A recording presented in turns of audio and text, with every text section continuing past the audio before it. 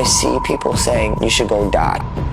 This is Aaron Carter, a former actor, singer, and to many, a legend. There's something I've got to say. Last year, this famous teen pop star from the 90s unfortunately passed away, and up until now his death is still under investigation.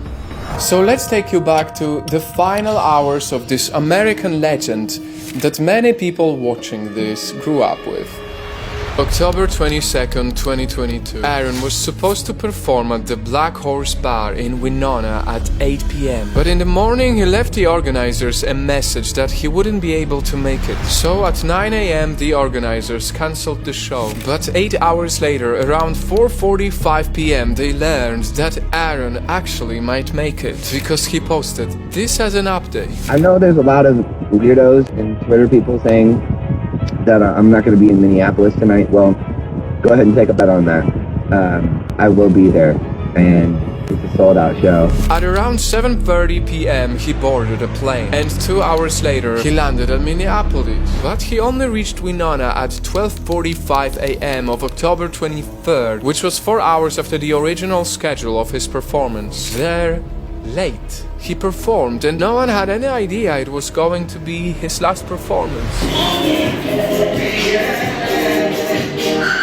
And many people don't really know this, but as we looked into the final hours of Aaron, one thing became quite obvious. More than being an artist, he wanted to be a good father. Just look at this video he shared on October 27th, where he was checking out his baby stroller with his words, "You live and you learn." And another video 2 days later where he was doing some fix-ups around his house.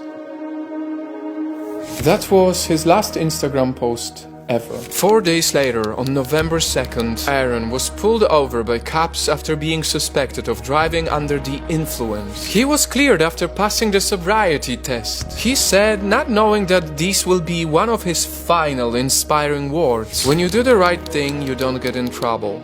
Do the right thing, that's what you do." With these words, he reminded all of us to live our lives making the right decisions. The next day, Aaron's manager met with him and he noticed his frail appearance, how he looked thin and extremely tired. He even said he just looked like he needed to be doing anything but working. On November 4th, 2 a.m., police came to Aaron's house for a welfare check. But Aaron told them to leave, and he told his housekeeper, Betty, not to bother him. That was the last time anyone saw him alive. That day, he also missed a therapy appointment. And around 6:32 p.m. of the same day, Aaron and his manager had their final phone call. Checking in, "Hey, how are you doing?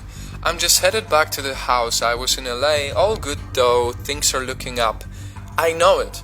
Holy S, the new album, what the F? This is definitely a Grammy." "Yeah, and you deserve it. Huge, our best work yet." 3 hours later, around 9:30 p.m., Aaron sent an Instagram message to model Sonia Cruz. "You should see me soon, ASAP, like tomorrow, my place." To which the model replied, "Let's speak tomorrow after you get up." But Aaron was insistent. "Okay, sweetheart, or you could just come now, I'll Uber you and drive you back, whatever."